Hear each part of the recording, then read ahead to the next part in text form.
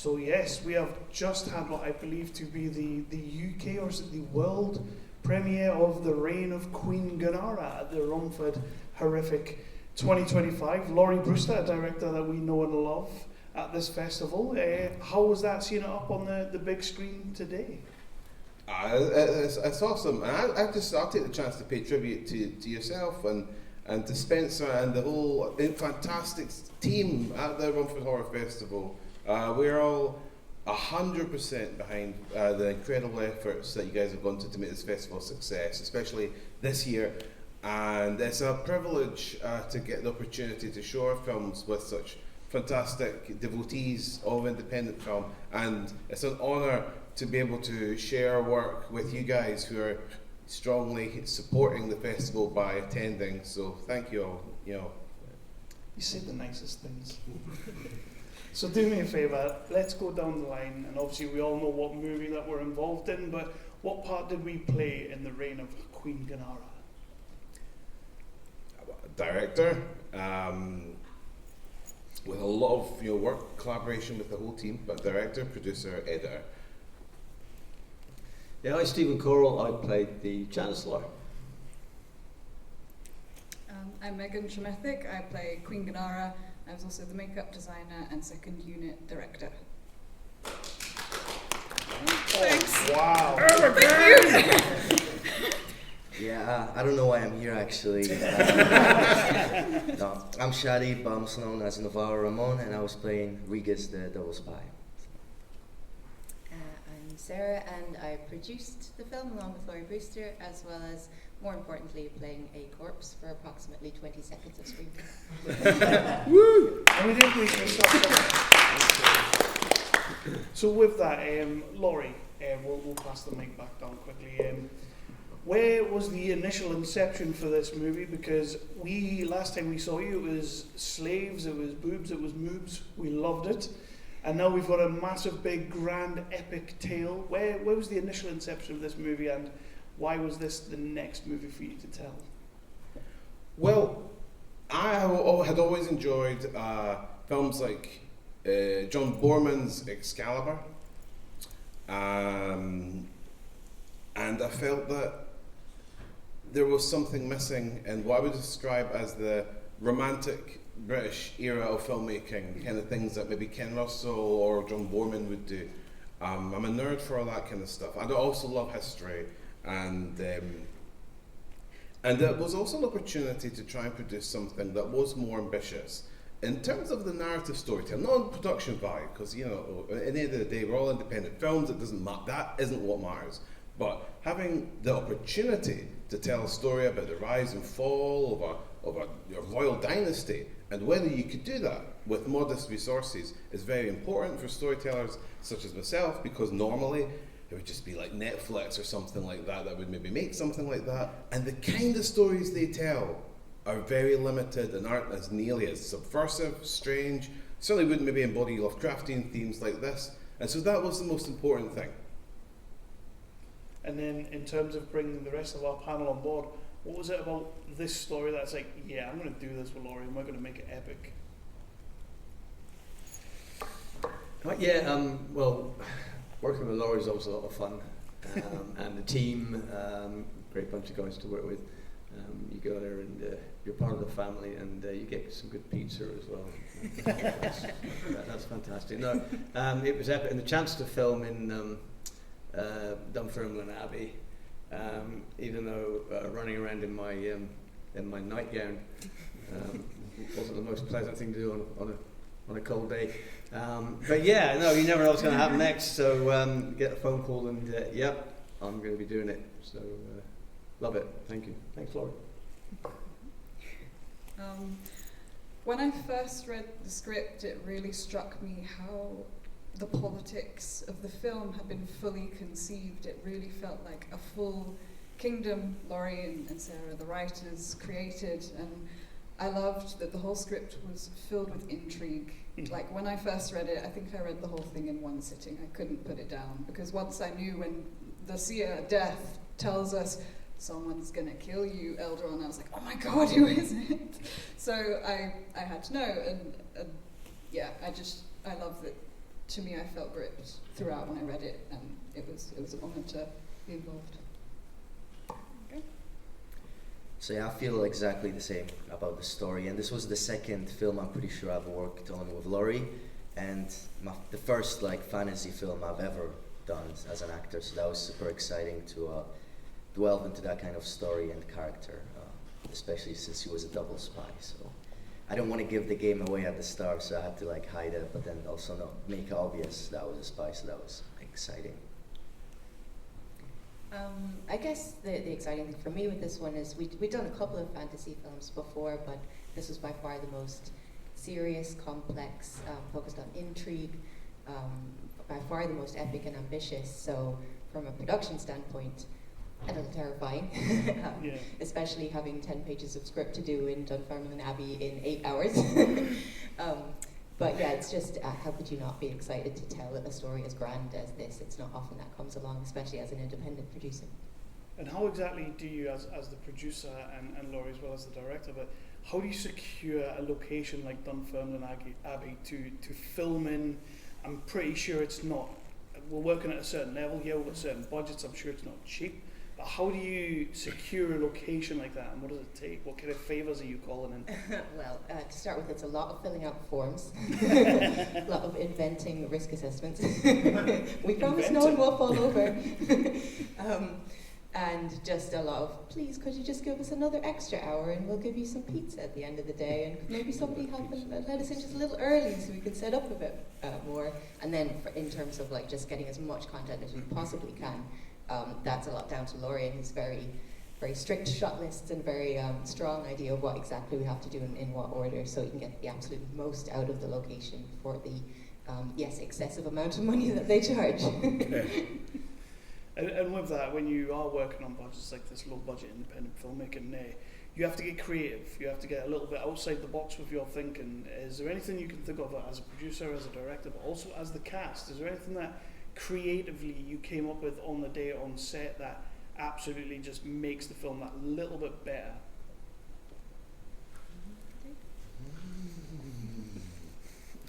Yeah.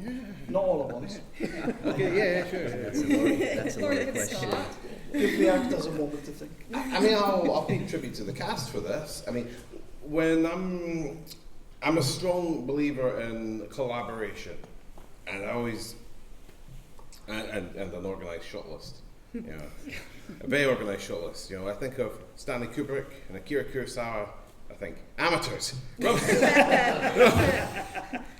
My shot list has to be better. No, you joke. No, my shot list is normally crumpled with like old taxi receipts and things like that. You know, it's horrendous. I would pay tribute to the cast, and by this, what I mean is, I try to create an environment that takes some inspiration from theatre, so that we can explore the characters in the scene and see what kind of personal dynamics we can infuse with the characters in ways that go beyond the scope of the director's imagination. You don't want the cast to just be avatars, you want them to be fully living beings, and you want the actors who are performing those characters to feel like they're breathing life into the characters, animating them, and it's your job as a director, in my mind, to give them the opportunity to breathe, come alive, walk without getting too much in the way with that camera lens. And whenever we were able to do that, just for sake of having a little bit more time, we would always get the best results. And for example, one of my favourite scenes in the film, I don't know if you guys would agree, but is the one with the friar and Queen Ginnarra in the chamber. I mean, there's that reversal, you know, where the friar is actually giving her a blessing. It's so moving, but it took time for us to explore that way of expressing the scene, and that's when I get surprised, you know. Yeah, I think as an actor, you see it on paper, and then you imagine it in your head, and then you go onto the set, and any one of Lawrie's sets is very, very highly professionally done, and the detail is there.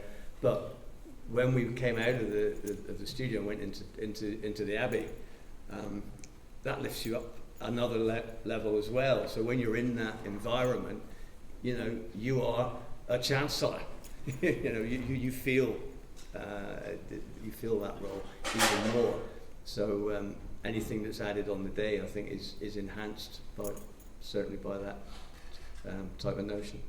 Well, I completely agree. Mm. I think for me, actually, this role was more a role of discipline, of having to discipline myself as an actor. I have quite an expressive face, and normally I get to play very emotional roles. And this character I wanted, and it was on the page for me already from the writers. I really felt that she needed to be stripped back. She needed to be really difficult to guess what she's thinking and feeling throughout. And so the whole time I was just trying to practice and discipline that restraint and keep it in that way, except in very certain moments where I can release how she actually feels. So yeah, that's how I interpreted it. I guess I trusted Lawrie with the script, so yeah, I just did my lines and I hoped for the best, really. Lines from the script, yeah. No, anything else, I would say. Yeah. But yeah, obviously the set and the cast were amazing, and you're just bouncing your energy off them, so at the end of the day, it's all because of them. So thank you, Lawrie. I guess from a producer's standpoint, how you get the most out of a script and how you elevate things beyond what the budget is by, I think, first of all, making sure that all the money is on screen and in the right places. So, things like costumes, we put a lot of effort into, and a lot of great work by Megan and Lawrie on that. And also making sure that everyone is very well fed at all times, because hungry actors don't do that as well. And crew, everybody, you have to make sure that people are looked after so that they're able to work to the best of their ability. And also just we encourage each other, we're kind with each other, everyone looks out for each other, and that allows everyone to work in an environment where they feel they can do their best work. So yeah, that's my input. Well, it's definitely something that I've been saying over this festival, well, probably mostly over this festival as well, is that movie making does definitely, it takes a little bit of a village to make a movie, and you guys have absolutely done that with an epic film. It's just so good as well to see it up on the big screen. But I want to ask Lawrie, we've got dragons. How did we get dragons in this movie? Like, what kind of painstaking process is that? I mean, making the costume for Stephen was hard, it took him a lot of work, Well, the dragons, two things really. First, we have reached a stage now with our project called the British Horror Studio, which is what we are when we're making our films, where we could finally not have to work with any asshole distributors that we used to have to do. And they are all absolute, and I can't even swear expletives on there, because I know last time I was... Of course you can. Just let them go. You have to understand, guys, what the environment is like. They're complete scumbags. And so this film was the very last film that we are ever going to have any involvement, even small involvement with a distributor. So, fuck them all. But the one thing that we had to do, just to get some of the money, not all of it, we mostly did it ourselves, was the dragons. And that's what I was thinking to myself. Well, I wanted to present the dragons in a much more ethereal and almost kind of cosmological and in some respects supernatural occult form. I didn't want them to inhabit a world where everyone right at the start just knows what dragons are. I wanted to try and reintroduce an idea of mystery, that they are perhaps making an emergence in this world. And so that's why none of the characters refer to them as, we're being attacked by dragons. They've got dragons. It's like a beast with confused expressions. And when Megan, as Queen Ginnarra, summons two demons, our high priest says, we know not what form they'll take, but they're going to come as dragons, right, as well. But using the language of demons and occultism, we just wanted to make them just less cheesy pie and a bit different, And the second thing, very quickly, is to pay tribute to Navarro Ramon here. He's an absolutely fantastic young man, super talented actor, and you were only maybe 18 or 19. 18, yeah. Yeah. He's a really humble kid, but he is so full of talent. And he's been in so many of our films that are currently in post. A real gentleman, and I hope you guys will go follow him. And also another chap that couldn't be with us this evening, Dorian Ashbourne, who played Queen Ginnarra's kind of son. So we've got this Mordred, Morgana thing going on. Raymond. But like in Excalibur, the old Mordred Morgana. Yeah. He's just unfortunately took a bad spell and wasn't able to make it this evening, because he should hopefully be here tomorrow. He was here yesterday, and he so misses the chance to see all you guys, because he came down from Scotland. But I would invite you, if you feel like he did a good performance, to please give him a wee applause, because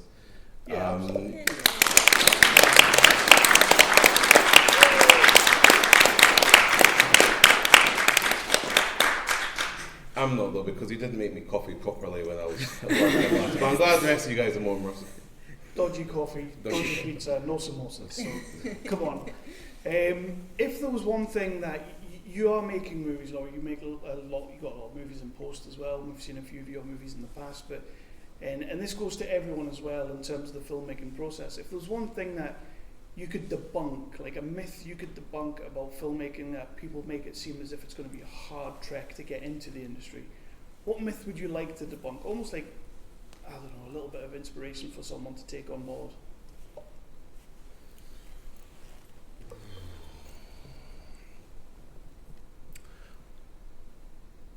I think I can only really speak for our experience, but one of the biggest myths we were keen to debunk in the way we work was to eradicate any, or as much as possible, any pretentiousness, ego, feelings of superiority or anything like that.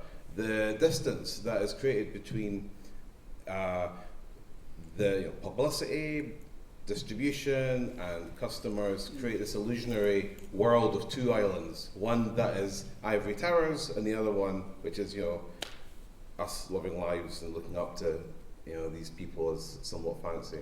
And we're not. We're just like you guys. And it's important for people like us to get behind the camera and to work together to make films, so we can tell the kind of stories that the entertainment industry isn't going to tell. And it was our experience working professionally, me and Sarah, as freelance producers at the start of our career, that we learned that those ivory towers didn't exist.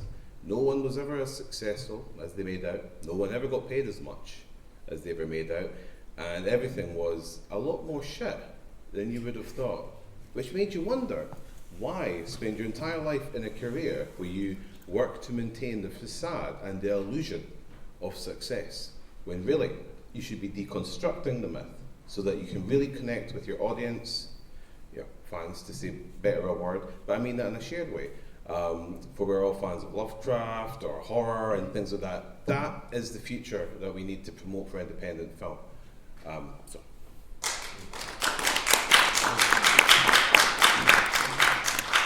Yeah, I'd just like to say, from an acting point of view, you're never too old to start, because I've only been acting seriously for about 5 or 6 years, and you don't have to go to college and study for 3 or 4 years. It doesn't work like that. It might help in some respects, knowledge-wise, but there's a lot of luck involved, and you're never too late to start. And if you want to give it a go, then just go for it. And there's nothing quite like dressing up and playing Let's Pretend, which is what we do. That's it. To kind of join on from that one, I would like to debunk, I suppose, that you do not need to have formal training to be an actor. It is ideal to have it, but sometimes it just isn't in the cards, and that is okay. Like, I spent 2 years pining to get into drama school. I auditioned 2 years in a row. I spent all of my nest egg to try and get into drama schools. It was at least £1,000, if not a little bit more. The auditions lasted about 5 minutes, some of them, and I did not get into any. I got 1 recall total. So I was devastated. There were a few tearful nights, and I thought, this is it for me. But luckily I found Hex. It all worked out, and honestly, I'm glad I didn't spend those 3 years training, because I've got practical experience now, and honour to work with these guys. There you go. Damn, now I need to say something smart. Ollie, can you bring me a double vodka, please? Anyway, so I can speak only as a young, unexperienced actor, but I basically just did a 2-year course in a lousy college, and then Lawrie gave a talk. He crushed all of our dreams, and then we got involved, and we somehow ended up in his movies. So I would just say that it's all about meeting the right people, and the best stuff you learn is by doing it, not learning it in a college. Yay. Similar story, really, in that, I just want to say you don't have to wait for anyone to tell you that you can make your film. You can just go and do it. You don't have to wait for funding. You don't have to wait until you have the perfect equipment, until everything's set up just right. Our first feature that we made, I'd gotten an SLR camera for Christmas, and it was that winter where it was just really snowy for 2 months. So we just went out and shot an apocalyptic feature with me, Lawrie, one guy who's an actor, who's a friend, one other guy who just helped out, and just some random people that were in our village that we roped in to be in it.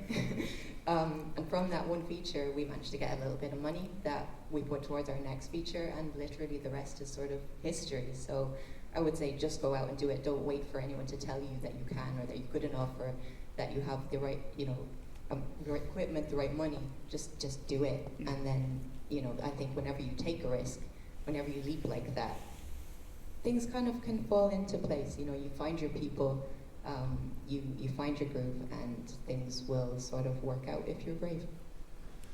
And I mean, that right there was proof of that. Oh, thanks. You guys have done a fantastic job with this film.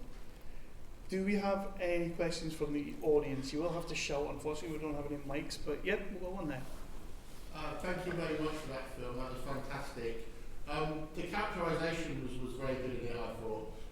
Did you, as a writer, did you sort of plan backstories, and did the actors, did you think of your backstory? Did you talk about it between each other? How did that sort of work? Yeah, well, I'm a big nerd for all that kind of stuff, and when you're trying to create what feels like a moment in history in any world, a fantasy world or that, it's important to try and give it a depth. It's also important not to over fetishize your minutiae in the detail. Leave room for some chaos and some ambiguity so that your artists can all contribute and fill the spaces. But yeah, when I was writing it, I didn't feel too much like I was cynically designing a roller coaster ride. I wanted to create what felt like a snapshot into the collapse of a kingdom in which Lovecraftian sorcery and occultism existed, with some historical parallels. But yeah, again, I guess I'm repeating myself when I say from that writing perspective, leaving that space though, because good acting, in my opinion, is when actors have been given encouragement and a little bit of space to do some of that writing themselves as well, as they bring their characters to life. Yeah, not so much of a backstory, I don't think, but certainly a sort of a state of mind, the character, and if you look at the Chancellor, I mean, he's always sort of scared shitless and watching his back and trying to say the right thing, which we've probably all been in situations where we've been thinking that ourselves. Yeah, you've got to sort of get that in your head before you start filming it, I think. how you're going to be, and draw on maybe a personal experience or some sort of emotion that will help you with the character. I certainly didn't think things like, he got up this morning and he came to work and he kissed his wife goodbye, and there's nothing going on like that, but certainly creating some sort of emotion or feeling helps.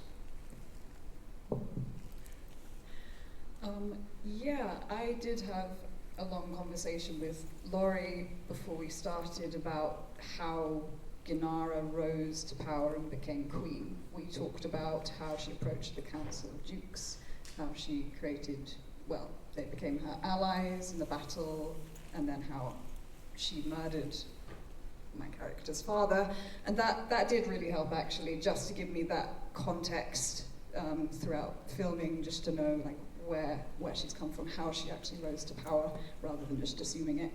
But also just, honestly, I can't praise the cast enough, just working with them particularly. Also, my brother in the film, Andrew Gurley, as the lead, he was incredible, and I wish he could be here. And big applause for Andrew Gurley as well. He was exceptional, incredible fight choreographer. Honestly, I've never seen a leading actor that isn't fight trained do such a good job with the fight choreography. Obviously, he had an incredible stunt team. Kaz Ball, Mick Holland, all of them. They're just Combat International incredible too, but Andrew Gurley really was exceptional. And yeah, the cast honestly just gave so much in this film. So big applause to them. Thank you.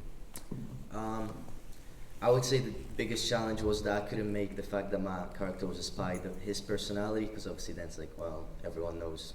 So, I would just say I had to add stuff to the subtext that would like lure the audience, but just won't give away too much. So, and I didn't really care much about the biography of him, but that's just because I was a bit lazy. So I made it up. Very honest. Not really relevant to me, I guess. I know, we won't do this for every question. Do we have any more? Is there anyone else? Right, so I'm going to... Oh. They're behind the light. Go for it. I couldn't see you, sorry. Yeah, congratulations. That was mesmerizing. And also I loved Megan's monologue introduction. And my question is that monologue going to be in the physical copies, or is that just a treat for us attendants of the premiere? Oh wow, well thank you so much. Lawrie actually wrote the monologue especially for this premiere, and yeah, gave it to me like 3 days ago. I was like, go! And I was like, oh shit! I think it helped me to get the context of the Queen. Oh well, I'm really happy. Lawrie is an excellent writer, as is Sarah. So yeah, it was really fun to perform it. So really grateful to. Nice little Romford exclusive there. Yeah. I like that a lot. Yeah. Any other questions? Yep, I can see your hand there. Kind of. Go for it. Well, two-part question. One, the soundtrack, that was incredible. Will that be anywhere to like download or anything? Yeah, you can never sleep at night without hearing thousands of Lawries singing at the same time with slight pitch variations. Yeah, we will make the soundtrack available. When you buy a copy of the film from our online store, which is just our Patreon, British Horror Studio, it's just everything is going on that, guys. And incidentally, it sounds like a plug, it is free to join it. Of course, you can make a contribution, and that goes towards our projects, but it's also free to join, and we post 6 articles a week talking about our trials and tribulations, unvarnished face of our filmmaking. And on that store, when you do buy a copy of Ginnarra, yeah, you can rest assured you'll get there'll be a digital soundtrack that you can plug in and play, you know. So if you're fantastic. If you're conceiving Dungeons and Dragons campaigns, you can play it in the background. Second part of the question, Nick, from one goth queen to the other, you did all the makeup and dress yourself, not that I'm jelly or anything, but was it another painful process? Well, thank you. I sometimes did the makeup myself, and I sometimes got the amazing Nike and also Nike, oh my god, oh my goodness, Nikkei Johnson, sorry, and Hazel McDonald. They also did my makeup some of the days, and they're incredible. I mainly had to do my makeup on Dunfermline Abbey Day because we had to get up so early, and there honestly wasn't time, so that's just the reason I did it. I made a few items, but I also had Savra headdresses, a commission, and they did an exceptional job with the headdress. The ruff was also commissioned from Etsy. So it was just a mix and match. It was very fun to wear though. Yeah. Awesome, fantastic, thank you. Thank you. And the award for best worded question goes to that guy. Anybody else? There we go, got another one up there.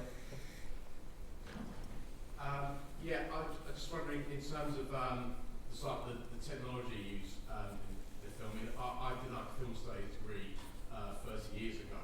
I remember we were all messing about with like SVHS and other formats that we had at the time. And I don't think something like you just produced for the budget that you produced, it was just like out of place. So I just wonder what are the key technologies that make something of this scale possible in the current age, which perhaps even 10 years ago wouldn't have been available.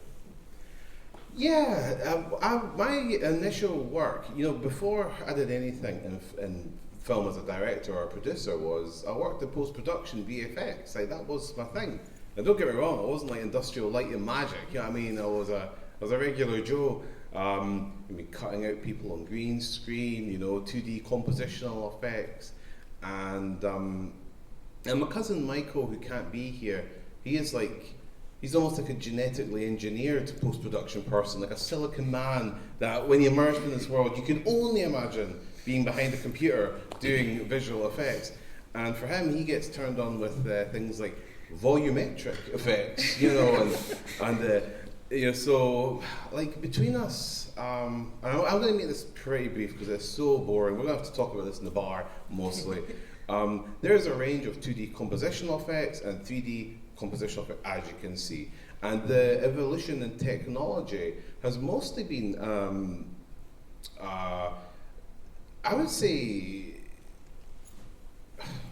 just think of the film, like in some ways it's actually quite traditional. The biggest difference would be the implementation in the software that we use for technologies that allow us to animate matte paintings a little bit, but we were still doing like 2D compositional stuff, like birds flying in the sky and stuff, but it could maybe do like a tracking on a city graphic, and that is the main thing that made it possible. Some of it's less glamorous. This is another illusion deconstruction here. Some of the dragon shots are actually different renders from Slave and the Source. You remember these? I always remember these VHS action films that have a sequel where they would just flip, fighting the back. So there was some stuff like that. So 3D animation in Maya, 2D compositionals, and tools like Runway ML for animating some of the matte paintings, but used in concert with After Effects. And in some ways the effects are quite,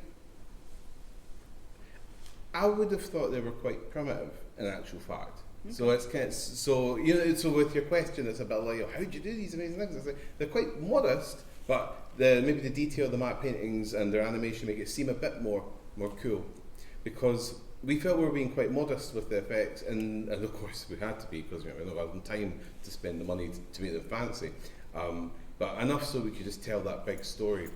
So that's basically it. Hopefully more indie filmmakers do that, because it'd be cool, right? More epic tales that are weird. Please do a whole more of that. Oh yeah, nothing for you to say there, Steve. Sorry about that. Next question. What he said. Yeah, what he said. So the last question that I'm going to end with is, it's a little bit of a fun one, but I'm enjoying asking it, and it's getting some nice responses. And I think, Lawrie, you'd love this. So if you got to remake any classic movie from any era, any time, however, it needs to be a new genre, so it's going to be a musical this time round. Not a musical to start with, but it is now.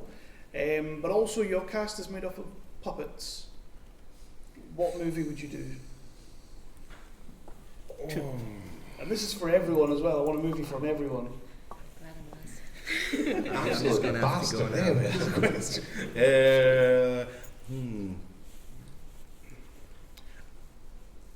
And you know, I've had like such a terrible relationship with puppets. You know, one of the films I was like, a producer on it was a doomed project, involved hell with puppets. You know, went for ages and ages and ages. I think maybe something like I was going to say like a horror, like a more direct horror movie, Macbeth with puppets, but that sounds like some kind of BFI funded wanky thing. You know what I mean? Like, that's not me. It's not you. That's why I'm asking the question. Come on. I fucking hate puppets. The Shining with Bill and Ben, the Flower Pot Men. What an answer, by the way. I feel like nobody would want to watch this but me, but the Vampire Lovers? Yeah. Although I feel like the puppets might make it less fun. I mean, it sounds like you've got some fans. So, sorry, what was the question again? So you're remaking a classic movie. We'll spin this for yourself as well. You're remaking a classic movie. However, the entire cast has to be puppets. It's now a musical. However, the leading actor is going to be yourself as well. I'm going to do the Godfather, you know. Nice. Great. I would say Wuthering Heights, but like straight up horror and just like really horrific puppets. I love that. What's next, Lawrie? What are we getting next? You coming back next year with a new film? We want to see you at Romford Horror. We want to see you at damn Romford. straight, man. Yeah, we've got loads of films. I was going to say, I was surprised Shadi said he didn't want to be in the Vampire Lovers puppet film, you know. We just have to keep hosing those down, though, yeah. I mean, it's disgusting. Sorry. Yeah, we are in post-production, believe it or not, for 7 films. They're in the can. It's nuts. Megan Tremethick's got a directorial debut, Spoiling You, a kind of J-horror inspired movie that is like Sion Sono's Suicide Club, but transported to Britain. It's crazy, outlandish. We have, believe it or not, there's a 3-hour film, which we're going to make 2, part 1, part 2, but you can see at the same time, based on a doomed military expedition set in the 18th century, leading a large expedition hunting down Sonny Bean, the Scottish cannibal in the Highlands. We've got, of course, Amicus Productions' In the Grip of Terror. We have a stunning Hitchcockian horror film noir called Black Chariot, and a Lovecraft-inspired film anthology, 4 Many 2, which these guys all have produced segments for. And have I forgotten any features?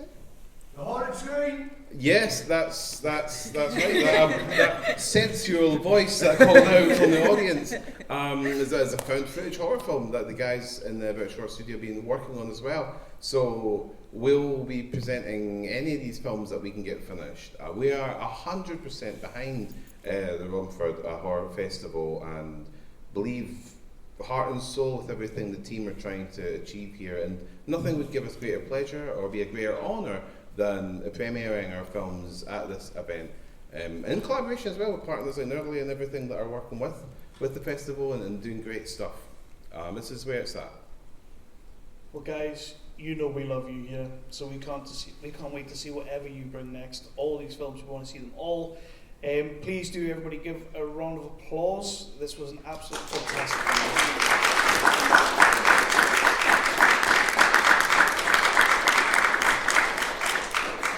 And we weren't recording at the start, but Lawrie, I'm going to ask you, give us another rendition. Oh, no, okay. Queen Ginnarra, Queen Ginnarra, Queen Ginnarra, prophet of the old ones, mistress of the dark. Hail to the prophet, hail to the... And if you come back tomorrow, we will be doing that again.